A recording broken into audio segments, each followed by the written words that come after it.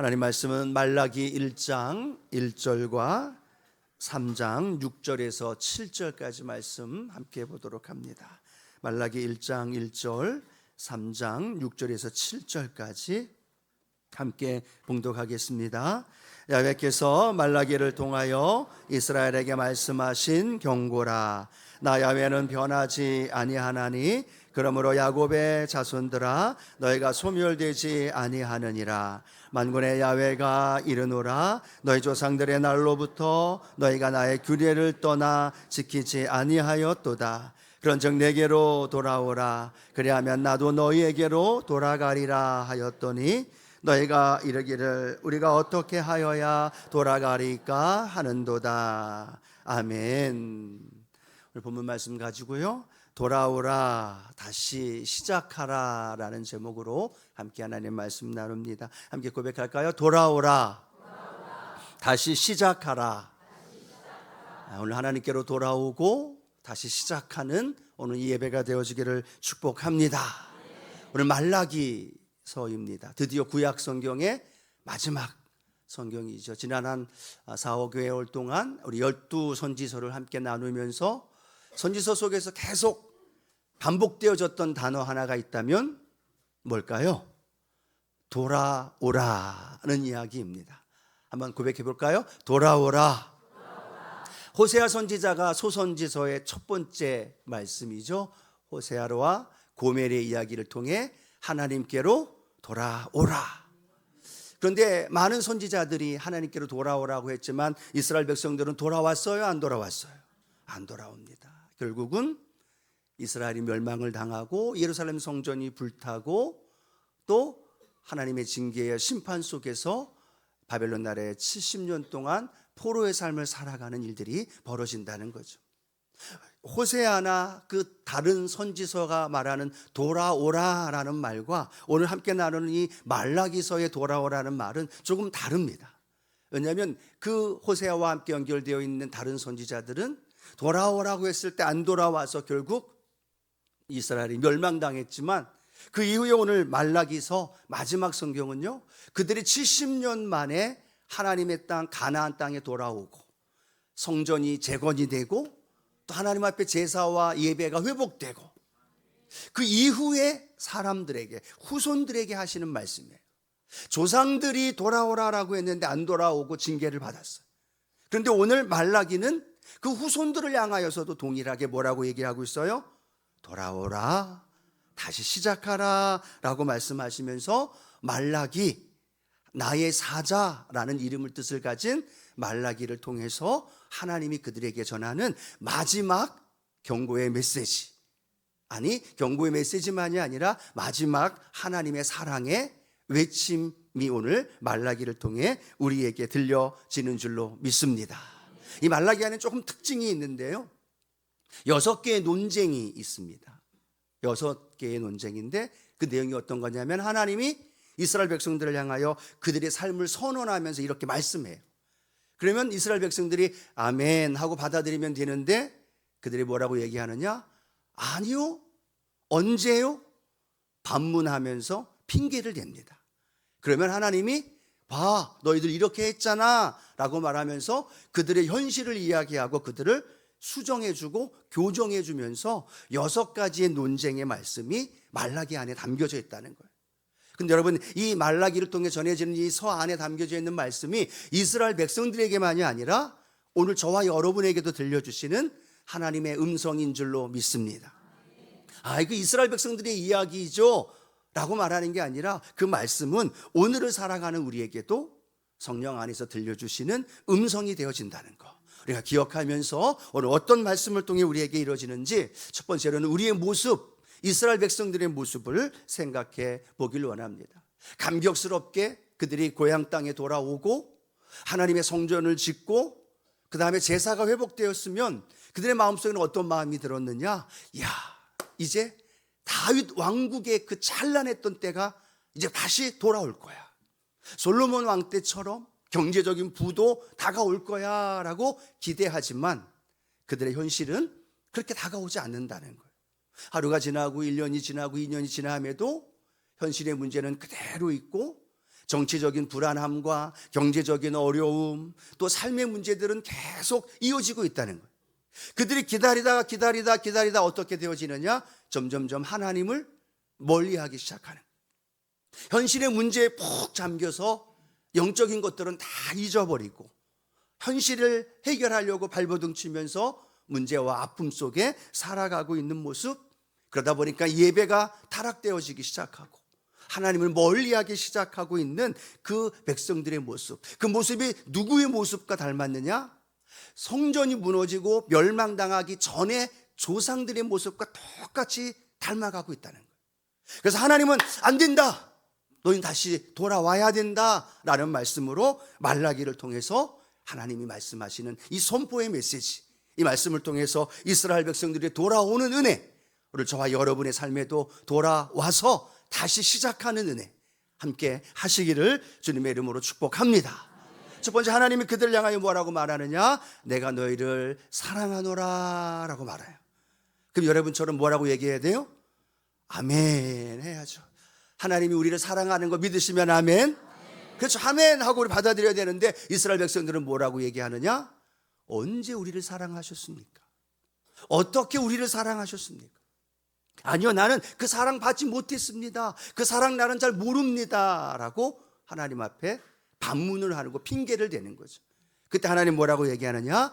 나는 너희를 에서를 택한 것이 아니라 야곱, 약한 동생 야곱을 선택하고 그들을 사랑하고 그들을 구원하고 지금까지 그들을 인도했노라 라고 말씀하는 거예요.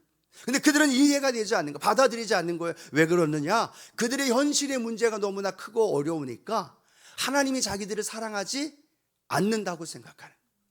굉장히 위험한 생각이죠. 하나님의 사랑이 내가 원하고 내가 택하고 내가 생각한 것들이 이루어지면서 성공하면 하나님이 나를 사랑해.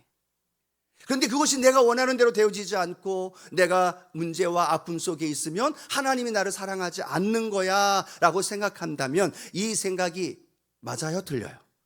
틀리죠. 예를 들어 그렇지 않습니까? 우리 자녀들이 부모를 향한 그 사랑을 대하여 뭐라고 얘기해요? 엄마 나에게 해준 게 뭐 있어? 부모님을 향해 얘기할 때 그 부모와 자녀와의 사랑의 관계는 무엇을 해줌으로 인한 것이 아니죠. 하나님과 우리와의 관계도 하나님이 무엇을 해줬기 때문에, 안 해줬기 때문에, 성공했기 때문에, 형통하기 때문에 나를 사랑하는 것이 아니라 하나님이 이미 우리를 택하였고 하나님의 자녀 삼아주셨고 이 자리에 와 있는 것 그 하나만이라도 이미 우리는 하나님께 사랑받고 있는 줄로 믿습니다. 그 언약 안에 선택됐고 예수님의 십자가의 은혜로 우리는 하나님의 자녀가 된 거라는 거예요. 이 사랑이면 만족해요? 만족하지 못해요? 아멘 하시는 분들은 만족하는 것 같은데 아멘 안 하신 분들은 아니요, 그래도 성공해야죠, 그래도 부자가 돼야죠, 그래도 대박 돼야죠, 나야죠. 아니요, 그건 언약적인 관계 안에서 하나님 우리를 사랑하는 줄로 믿습니다. 사랑의 기준은 무엇을 얻고 무엇을 내가 취했고 무엇을 소유했느냐가 아니라 변함없는 하나님의 그 사랑이 나를 선택하고 자녀 주신 그 놀라운 택한 은혜 안에서 그 사랑이 우리 안에 이루어지는 줄로 믿습니다. 그 사랑이 현실 때문에 지금 값어치가 없어졌고 그 현실 때문에 의심하고 있는 이스라엘 백성들, 우리의 모습은 아닌지 한번 생각해 보면서 하나님, 내 삶의 현실과 문제로 인한 하나님의 사랑이 흔들리지 않게 하시고 그 어떤 상황에도 어떠한 절망의 순간에도 하나님 나를 사랑하시지, 그 사랑으로 다시 일어나고 그 사랑으로 다시 용기를 얻고 그 믿음의 길을 달려 나아가면 하나님의 그 사랑이 저와 여러분 안에 풍성하게 임하게 될 줄로 믿습니다. 그 사랑 의심하지 마십시오. 그 사랑이 내가 느끼지 못해서 문제지 그 사랑은 지금도 앞으로도 그리스도의 십자가의 은혜의 그 사랑 안에서 계속 우리에게 부어주는 줄로 믿습니다. 그 사랑, 그것을 첫 번째로 말하고요. 두 번째는 하나님 이스라엘 백성들에게 얘기합니다. 너희들 왜 나를 멸시하느냐라고 하나님 말씀하세요. 그런데 이스라엘 백성들은 뭐라고 얘기해요? 언제 멸시했습니까? 우리는 하나님 멸시한 적이 없습니다 라고 이야기를 합니다. 그런데 그런 이스라엘 백성들이 현실을 하나님이 보여주시는 거예요. 어떻게 보여줘요? 너희가 하나님 앞에 제물을 드리는 모습 한번 봐라. 저는 것, 병든 것, 쓸모없는 것, 가치 없는 것을 가지고 하나님 앞에 제물을 드리는 거예요. 그러면서도 그들이 뭐라고 얘기하느냐? 우리는 하나님을 멸시하지 않습니다. 우리는 하나님을 공경합니다 라고 말하는 거예요. 가장 가치 없는 것을 가지고 하나님 앞에 제물을 드리면서도 우리는 하나님을 공경한다는 거예요. 하나님 심지어 뭐라고 말하느냐? 너희가 드리는 그 제물을 총독에게 한번 드려봐라. 그 총독이 그거 받겠냐? 안 받는다는 얘기. 그런 것들을 하나님 앞에 드리면서도 이스라엘 백성들은 하나님을 멸시하지 않았다라는 거예요. 그들은 제물만 드리면 된다. 제사만 드리면 된다. 그곳에 마음이 있든 그곳에 내 정성이 들어있든 상관없이 행위로만 하나님 앞에 나아갔던 이스라엘 백성들의 모습. 그런데 하나님은 뭘 원하셔요? 하나님 앞에 드려지는 제사의 제물에 되어지는 예배자의 그 마음, 그 심령을 하나님은 기뻐 받으시는 줄로 믿습니다. 우리가 하나님 앞에 드려지는 오늘 예배도 우리의 마음이 하나님 앞에 기쁨으로, 감사함으로, 사랑의 마음으로 올려드리기를 소원합니다. 이스라엘 백성들은 제물 드리면서 투덜거려요. 뭘 맨날 때마다 제물 드리래. 제물을 드리면서, 제사를 드리면서 번거롭다고 투덜거리면서 하나님이 안 계신 것처럼 하나님 앞에 제물을 드리면서도 그렇게 원망하며 불평하며 드렸던 백성들의 모습, 오늘 우리의 모습이 아닌가 생각해 보면서 하나님, 내게 가장 소중한 것, 내게 가장 귀한 것, 하나님 사랑의 마음으로 드리게 하여 주시옵소서. 저는 것, 병든 것, 사람에게 드려도 받지 않는 것, 그것을 드리는 것이 아니라 내게 있어서 가장 소중한 삶을 주님 앞에 드리면서 주님을 멸시하는 것이 아니라 존경하며 사랑하는 삶을 살게 하여 주시옵소서. 그런 고백이 저와 여러분의 고백이 되기를 축복합니다. 세 번째는 이렇게 말씀합니다. 너희가 왜 언약을 깨뜨리느냐라고 하나님이 말씀합니다. 그때 이스라엘 백성들은 이야기합니다. 내가 언제 어떻게 언약을 깨뜨렸나요? 나는 깨뜨리지 않았습니다 라고 말합니다. 근데 그들이 가나안 땅에 돌아온 이후에 그들의 삶에 하나님 분명히 말씀하기를 이방 사람들과 결혼하지 말아라 라고 말했다는 거예요. 근데 어느덧 그곳에 살면서 이방 사람들과 이방 여인과 결혼하기 시작하는 거예요. 이방 여인과 결혼하는 것 그 자체가 문제가 아니라 그 안에 우상이 있고 그들이 섬겼던 이방신들을 섬기는 일들이 그 가정 안에 일어나기 때문에 하나님은 이방 사람들과 결혼하지 말라고 했던 거죠. 그런데 그들은 버젓이 자기가 좋아하는, 자기가 마음에 드는, 자기가 함께 하고 싶어하는 사람들과 결혼하면서 하나님의 말씀에 어긋난 행동들을 합니다. 그리고 이혼하지 말라고 했는데 이혼합니다. 마음에 들지 않는다고, 원하는 것 해주지 않는다고 자신의 감각에 맞춰서 이혼하는 일들이 일어나면서 가정이 붕괴되어지는 일들이 그들의 삶 가운데 나타나고 있는 거죠. 그래서 하나님은 그들에게 말합니다. 너희들과 나와 결혼 언약을 하지 않았느냐? 그런데 왜 그 언약을 깨뜨리느냐라고 말씀하면서 그들에게 언약이 삶의 기준이 되어져야 된다는 말씀을 하고 있다는 사실. 오늘 이 세 번째도 우리에게도 동일하게 여러분 삶의 기준이 무엇을 삼고 살아가고 계시나요? 삶의 기준, 물질을 쓰는 기준, 내 시간을 활용하는 기준, 내가 하루를 살아가는 삶의 모든 기준이 내 중심이 되어져서 내가 원하면 하고 내가 원하지 않으면 안 하고 내 감각에 내 느낌에 좋으면 그걸 선택하고 하나님은 하지 말라고 해도 내가 좋으면 그걸 선택하고 하나님은 하라고 하지만 내가 원하지 않으면 하지 않는 일들이 너무나 많지 않는가? 오늘 하나님은 그들에게 말한 그 말씀이 오늘 저와 여러분을 향하여 들려주시는 하나님의 음성인 줄로 믿습니다. 언약을 왜 깨뜨리느냐? 하나님 말씀이 왜 삶의 기준이 되어 있지 않느냐?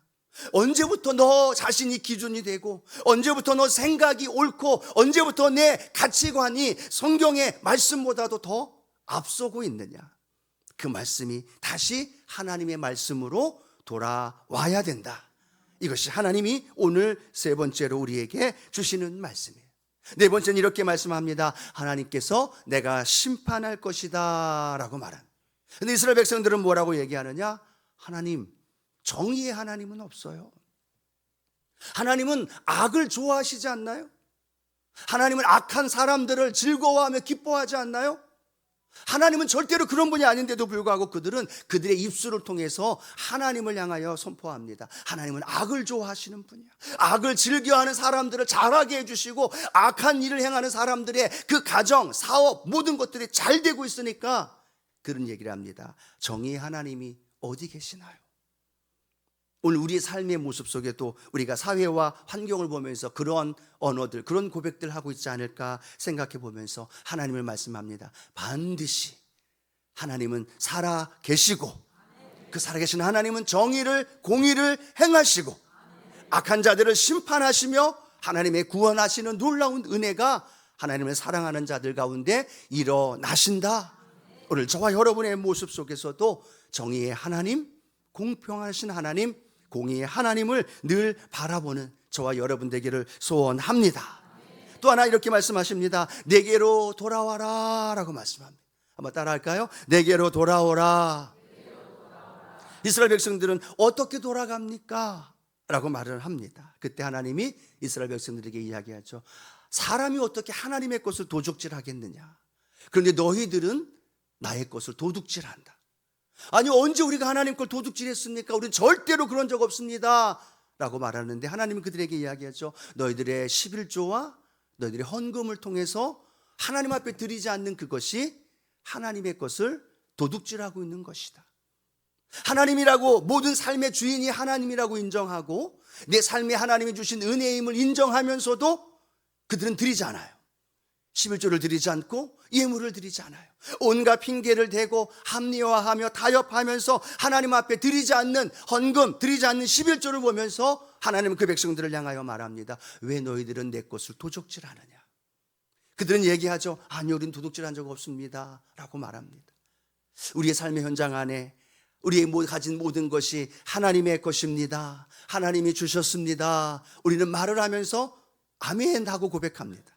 그러나 우리의 시간은, 우리의 물질은, 우리의 환경의 모든 것들에 하나님의 것을 인정하는 삶이 연결되어져서 하나님 앞에 드리고 있는지 오늘 이 질문 앞에 우리도 한번 자신을 되돌아봤으면 좋겠어요. 하나님의 것을 도둑질하고 살아가고 있지 않는가? 하나님의 것을 도둑질해가면서도 하나님 더 주십시오, 더 응답해 주십시오, 이것 더 해결해 주십시오 라고 말한다면 하나님이 오늘 이스라엘 백성들을 향하여 외쳤던 것처럼 너희가 내게 왜 도둑질하면서도 너희들의 복만을, 너희들이 얻을 것만, 너희들이 받을 것만 추구하고 있느냐라고 묻고 계시지 않는가? 우리 자신을 되돌아보면서 하나님께로 돌아오는 삶은 말로만이 아니라 내 삶을 통하여 하나님 앞에 회복되게 하여 주시고 하나님의 은혜 안에 나아갈 수 있도록 인도해 주옵소서. 그래서 종교개혁가 마르틴 루터는 그렇게 얘기합니다. 온전한 회심의 3단계가 있대요. 그 하나는 머리에 회심이 있어야 되고, 두 번째는 가슴에 회심이 있어야 되고, 세 번째는 지갑에 회심이 있어야 된다는 거예요. 뭐의 회심이요? 지갑의 회심이 있어야 된다. 지갑이 회복되어져야, 지갑이 하나님께로 온전히 올려드려져야, 물론 이 지갑은 물질적인 것만 의미하는 게 아니라 삶의 실천으로 연결되어져야 된다는 거예요. 오늘도 우리가 이 삶의 현장 안에서 하나님의 것을 하나님의 것으로 인정하고, 아멘이시죠? 하나님이 내게 주신 모든 것이 하나님의 것입니다 라고 고백하지만 그 중에 하나님이 말씀하신 것에 우리의 삶을 드리면서 실천함으로 나아갈 수 있는 우리 모두가 되기를 소원합니다. 또 하나, 여섯 번째는 이렇게 말씀합니다. 완악한 말로 나를 대적하느냐라고 말씀합니다. 이스라엘 백성들이 하나님을 대적하는 거예요. 뭐라고 대적하느냐? 우리가 언제 하나님을 대적했습니까? 라고 말하는데 그들은 이렇게 얘기합니다. 야, 하나님 믿어도 우리의 문제는 해결되지 않아. 하나님께 기도해도 우리의 삶의 문제, 어려움, 이것들 해결되지 않아. 야, 하나님 믿어봐야 헛된 거야 라고 말하면서 사람들끼리 서로가 서로를 하나님을 인정하지 않는 말로 말미암아 그들의 삶에 하나님을 대적하고 있다는 거예요. 자기가 원하는 것이 이루어지지 않았다고 하나님을 향하여 대적합니다. 하나님 믿는 것이 헛된 거다라고 이야기를 하면서 하나님의 선민들이 하나님을 향하여 외치고 있는 그 모습.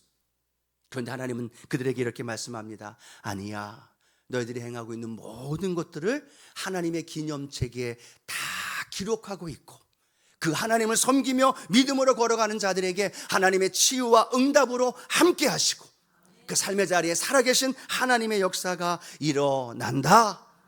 오늘 여러분, 하나님을 믿는 게 헛되다라고 말하고 있는 사람들이 누가 있겠습니까?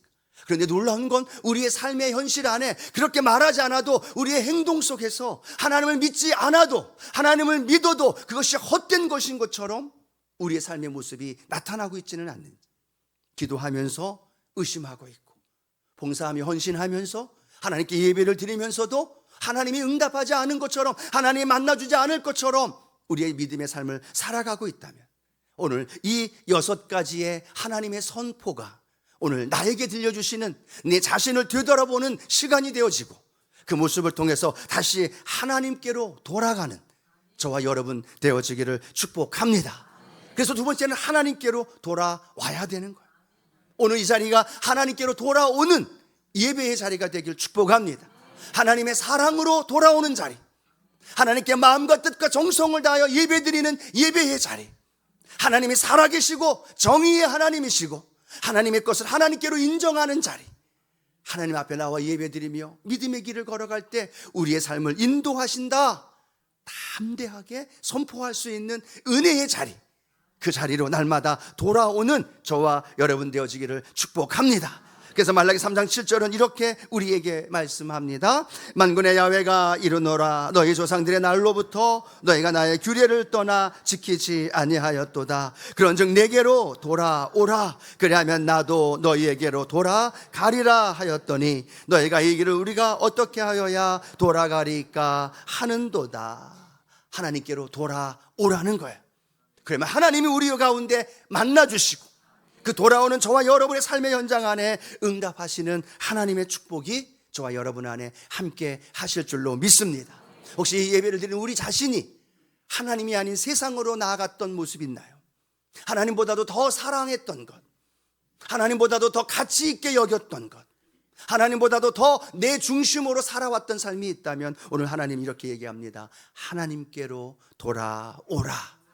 왜요? 그곳에서의 참된 만족이 있기 때문에, 하나님께만이 참된 평안이 있기 때문에, 하나님께만 참된 은혜가, 구원이 있기 때문에 그 하나님께로 날마다 돌아가는 저와 여러분 되기를 소원합니다. 누가복음 15장에 보면 돌아온 탕자 이야기를 우리 너무나 잘 압니다. 탕자는 아버지 품에 있는 게 너무나 부담스러웠어. 그래서 아버지의 유산을 다 받아서 자기 자신이 스스로 하고 싶은 거 다 하고 내가 원하는 대로 살고 내가 행하는 대로 살아가면 잘 될 거라고 생각했어. 그래서 아버지의 유산을 달라고 요청하고 아버지의 마음을 갈기갈기 찢고 그 유산을 다 받은 채로 먼 타국으로 갑니다. 행복할 줄 알았어요.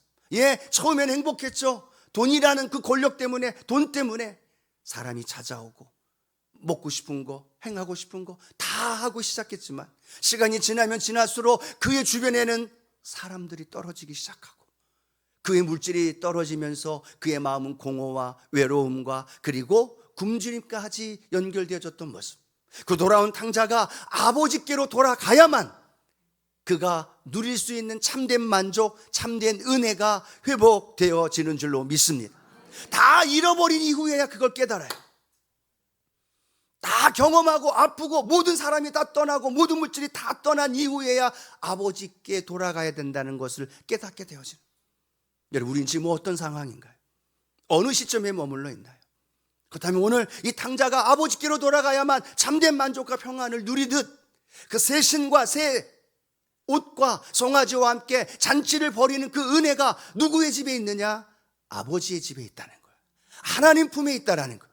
하나님 안에 만족이 있다는 것, 하나님 안에 참된 평강과 기쁨이 있다는 사실을 돌아온 탕자는 늦게나마 깨닫고 아버지께로 돌아가 아버지의 품 안에서 참된 만족과 기쁨을 누리고 있는 줄로 믿습니다.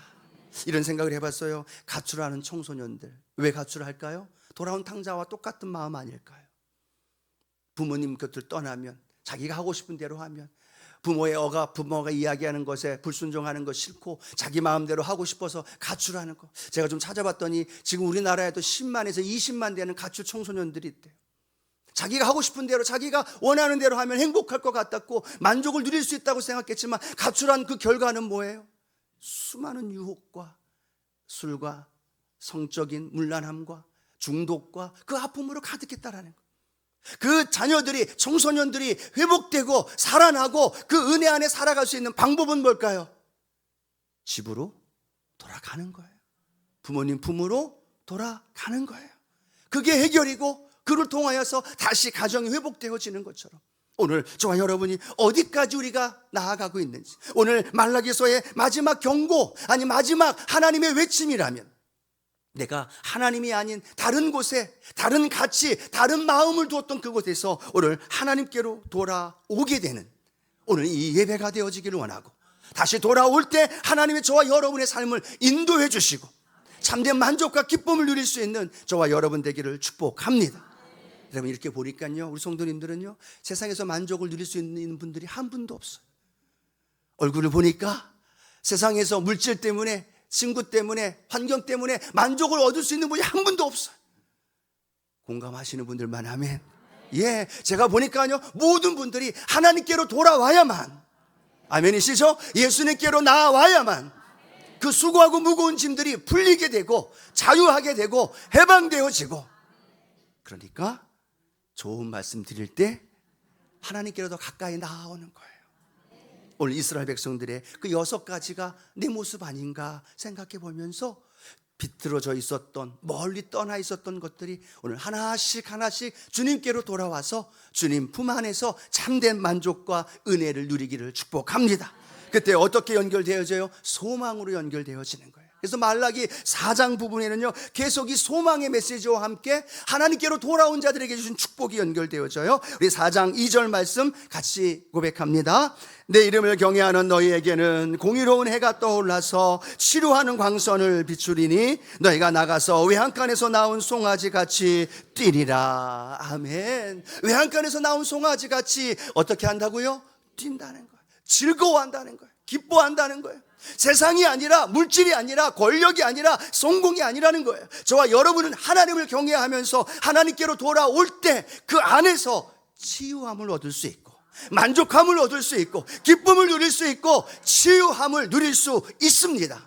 세상이 아니라는 거예요. 물질이 아니라는 거예요. 더 이상 현혹되지 말라는 거예요. 마지막 경고의 메시지, 오늘 하나님의 외침, 그날이 우리에게 오기 전에 다시 한번 하나님 앞에 돌아오면서 우리의 공동체가 회복되고 가정이 회복되고 살아계신 하나님의 은혜를 누릴 수 있는 그런 은혜가 있게 되기를 축복합니다. 여러분, 구약성경의 가장 마지막 책이 말라기예요.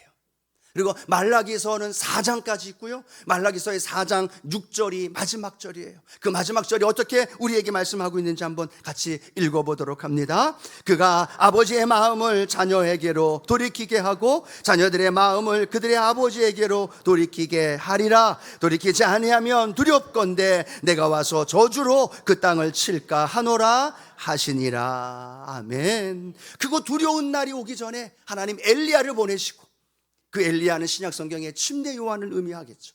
그리고 그 침례 요한, 그 메시지를 통하여 받아들인 자들에게 아버지의 마음을 아들에게로, 자녀에게로 돌이키고 자녀의 마음을 아버지의 마음께로 연결되어지는 거예요.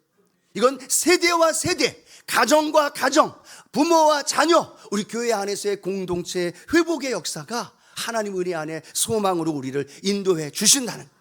그 축복의 역사가 소망 안에서 하나님께로 돌아온 자들에게 부어 주신다는 거예요. 그러나 중요한 건요, 이스라엘 백성들은 돌아오지 않았어요. 결국은 400년 동안 침묵 기간과 함께 그들의 인생에 참 어려운 과거의 역사를 우리는 너무나 잘 알고 있다는 거예요.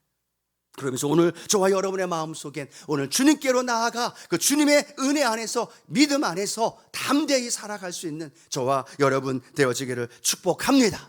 하나님은 사랑하는 그 사랑으로, 예배를 통한 하나님의 만남의 은혜로, 하나님의 정의의 하나님으로 우리 삶 가운데 그 하나님과 깊은 영적 교제의 자리로 날마다 돌아오시기를 축복합니다. 예배의 자리로 나오십시오. 기도의 자리로 무릎 꿇으십시오. 말씀의 자리에 앞에 나아가서 그 하나님을 만나십시오. 그 삶의 현장 안에 우리를 인도하기 위해서 예수님은 십자가 달리신 거예요. 예수님이 몸 찢고 물 흘리고 온 몸과 피투성이가 된 이유는 저와 여러분을 하나님께로 돌이키게 하기 위해서. 왜 39대 채찍을 맞으셨을까요? 왜 수치를 당하고 조롱을 당하셨을까요? 왜 십자가에서 고난당하시며 죽으셨을까요? 하나예요. 하나님과 원수되었던 우리를 하나님께로 돌이키게 하기 위해서, 하나님과 화목하게 하기 위해서, 그 하나 때문에 우리 주님은 십자가에서 죽으시면서 우리를 하나님께로 돌이키도록 인도해 주셨다는 거예요. 그 예수님이 우리에 함께 하시기에 오늘 하나님께로 돌아와서 그 하나님 안에서 참된 만족과 기쁨을 누리고 그 은혜의 자리에서 그 주님의 사랑 마음껏 누리며 복된 삶을 살아가는 저와 여러분, 그리고 마지막 절에 나와 있는 것처럼 부모와 자녀, 세대와 세대가 되고 공동체가 되어지는 우리 모두가 되어지기를 주님의 이름으로 축원합니다.